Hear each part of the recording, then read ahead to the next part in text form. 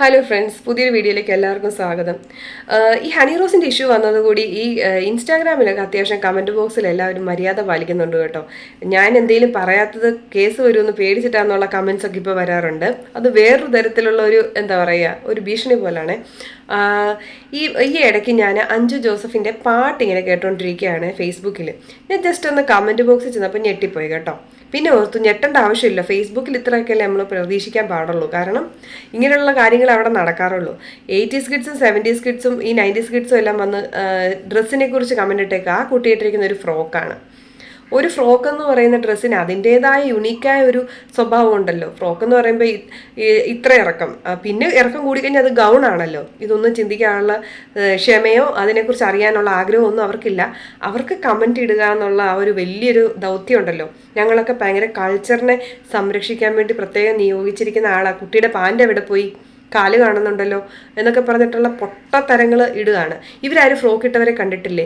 Elizabeth രാജ്ഞി അവർ എത്രയോ നല്ല ഭംഗിയുള്ള വസ്ത്രങ്ങൾ, ഫ്രോക്കുകളും മിഡികളൊക്കെ യൂസ് ചെയ്യാറുണ്ട്.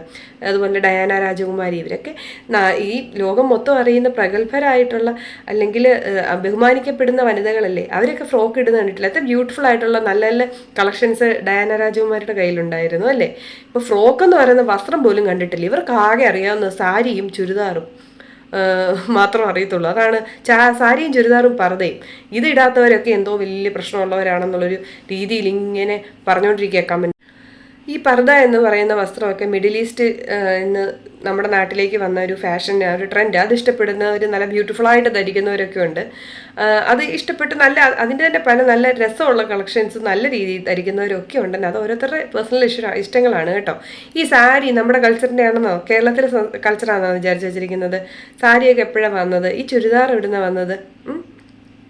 ഈ സാരി ഉടുത്തുന്ന അമ്മമാർ തന്നെ ഭയങ്കര രസമാണ്. അവർ അത്യാവശ്യം അവർക്ക് നല്ലതായിട്ട് അവരുടെ ഒരു സൈഡിലെ അവരുടെ ആ ഒരു എന്താ പറയുക, ബ്രസ്റ്റിൻ്റെ പോർഷനൊക്കെ നന്നായിട്ട് എക്സ്പോസ്ഡ് ആയിട്ട് കാണാവുന്ന രീതിയിലും അവരുടെ വയറ് പുറത്തോട്ട് കാണാവുന്ന രീതിയിലും ഈ നമ്മൾ പുറത്തോട്ടൊക്കെ പോകുമ്പോൾ ഈ മാർക്കറ്റിലൊക്കെ അമ്മച്ചിമാർ നിൽക്കുന്നതാണ്. അവർ പ്രായമായവരല്ല, അവരുടെ സാരി ഒന്ന് നീങ്ങിക്കണം, അവരുടെ ഈ ഒരു സൈഡിലെ ഫുൾ പോർഷൻ അവരുടെ നന്നായിട്ട് കാണാം. എന്നാൽ അവരവിടെ നിന്നിട്ട് ലെഗിൻസ്, ചുരിദാറിൻ്റെ കൂടെ ലെഗിൻസ് ഇട്ടേക്കുന്ന ചെറുപ്പക്കാരായിട്ടുള്ള പെൺപിള്ളേരെ കുറ്റം പറയും. അതാണ് നമ്മുടെ നാടിൻ്റെ അവസ്ഥ. എനിക്കൊന്ന് ഞാൻ കല്യാണം കഴിക്കുന്ന ആ ഒരു സമയത്തൊക്കെ ഞാൻ കണ്ടിട്ടുണ്ട് മിക്ക അമ്മച്ചിമാരും വീട്ടിലൊക്കെ ഈ പറയുന്ന പോലെ മുണ്ടും ബ്ലൗസും പിന്നെ തോർത്തും ഒക്കെ യൂസ് ചെയ്യുന്ന ഒത്തിരി പേര് ഞാൻ കണ്ടിട്ടുണ്ട്. പിന്നീടാണ് പലരും നൈറ്റിയിലേക്കിട്ടൊക്കെ വന്നത്.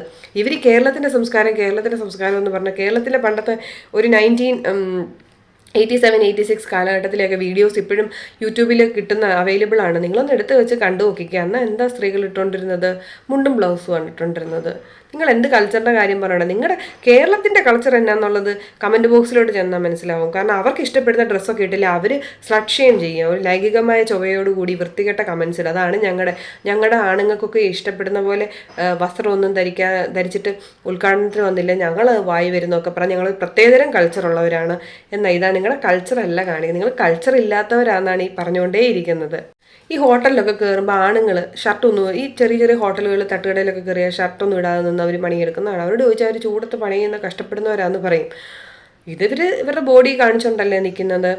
അവരവരുടെ പിന്നെ ഈ ചിലർ മുണ്ടൊക്കെ ഇങ്ങനെ മടക്കി കുത്തുന്നതെന്ന് പറഞ്ഞാൽ അവരുടെ സൗകര്യാർത്ഥം എത്ര ഹൈറ്റിലോട്ടാണ് അവർ കയറ്റി കൊടുത്താൽ അവർ തുട കാണിച്ചോ മുട്ട് കാണിച്ചോ ഒക്കെ അവർ ഉടുത്താറുണ്ടല്ലോ.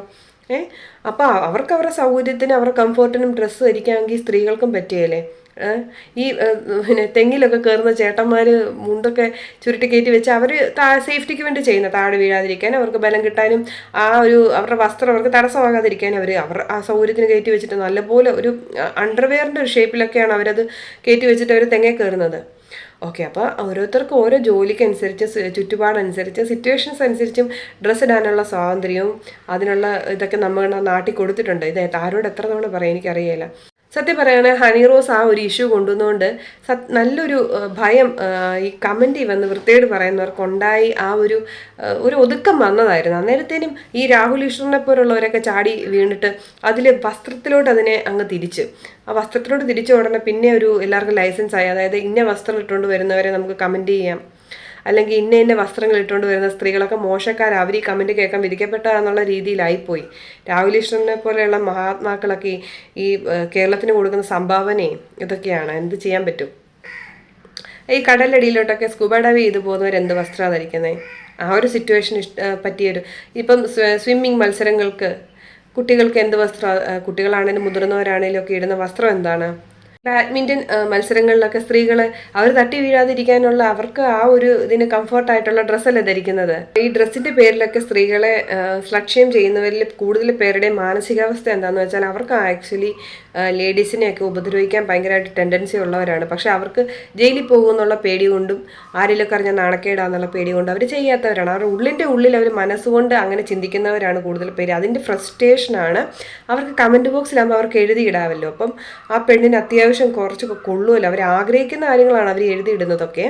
അപ്പോൾ അതൊരു തരം മനോരോഗികളാണ് ഈ കൂടുതൽ പേരും ഈ ബാഡ് കമൻസ് ഇടുന്നവർ. അപ്പം പക്ഷെ ചില സ്ത്രീകൾ കൂട്ടത്തിലുണ്ടെന്ന് അറിയുമ്പോഴാണ് ബുദ്ധിമുട്ട്. കാരണം അവർക്ക് എന്നാ പ്രശ്നമെന്ന് വെച്ചാൽ ഈ ബാഡ് കമൻസ് ഇടുന്ന സ്ത്രീകളുടെ പ്രശ്നം എന്താണെന്ന് വെച്ചാൽ അവർക്ക് ഒരുമാതിരിപ്പെട്ട വസ്ത്രങ്ങളൊന്നും ധരിക്കാൻ കുലപുരുഷനായ ഭർത്താവ് സമ്മതിക്കുകയില്ല.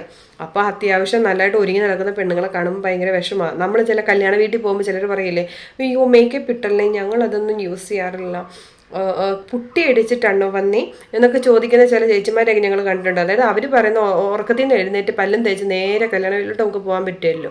അപ്പോൾ അത്യാവശ്യം ഒരുങ്ങി നന്നായിട്ടൊക്കെ പോകുന്ന പെണ്ണുങ്ങളെ കാണുമ്പോൾ അവർ ചോദിക്കും, ഈ ലിപ്സ്റ്റിക് ഇടാറുണ്ടോ, ആ പൊട്ടി വാരി ഇട്ടിട്ടാണല്ലോ ഇത്ര ഈ പ്രായത്തിൽ നാണ ഇല്ലേ എന്നൊക്കെ ചോദിക്കുന്ന ചില ചേച്ചിമാരുണ്ട്. ഇവരാണ് വീട്ടിൽ കുത്തിയിരുന്ന് ഈ ഫ്രസ്ട്രേഷൻ സഹിക്കാൻ വയ്യാതെ അവർക്കൊന്നും ചെയ്യാൻ പറ്റുന്നില്ല. അയ്യോ ആ വിഷമം മുഴുവൻ എവിടെ തീർക്കുന്ന വെച്ചാൽ കമൻറ്റ് ബോക്സിൽ. അപ്പോൾ ഇങ്ങനെയുള്ളവരാണ് ഈ കമൻറ്റ് ഇട്ടുകൊണ്ട് വരുന്നത്. ഇതിന് ഒരിക്കലും അവസാനം വരുമല്ലെന്ന് എനിക്ക് തോന്നുന്നു കേട്ടോ.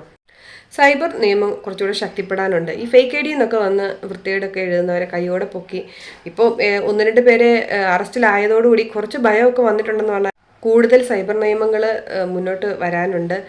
നമുക്ക് കംപ്ലയിൻറ്റ്സ് കൊടുത്ത് അന്നേരം തന്നെ അതിന് നടപടിയും കാര്യങ്ങളൊക്കെ എടുക്കുവാണെങ്കിൽ തീർച്ചയായിട്ടും ഇങ്ങനെ ഈ ചൊറിച്ചിലുള്ള ആൾക്കാരെ നമുക്ക് നിയന്ത്രിക്കാനായിട്ട് തീർച്ചയായിട്ടും സാധിക്കുമെന്ന് എനിക്ക് തോന്നുന്നത്. നിങ്ങൾ നിങ്ങളുടെ അഭിപ്രായങ്ങൾ കമൻറ്റ് ബോക്സിൽ രേഖപ്പെടുത്തുക. Thank you so much.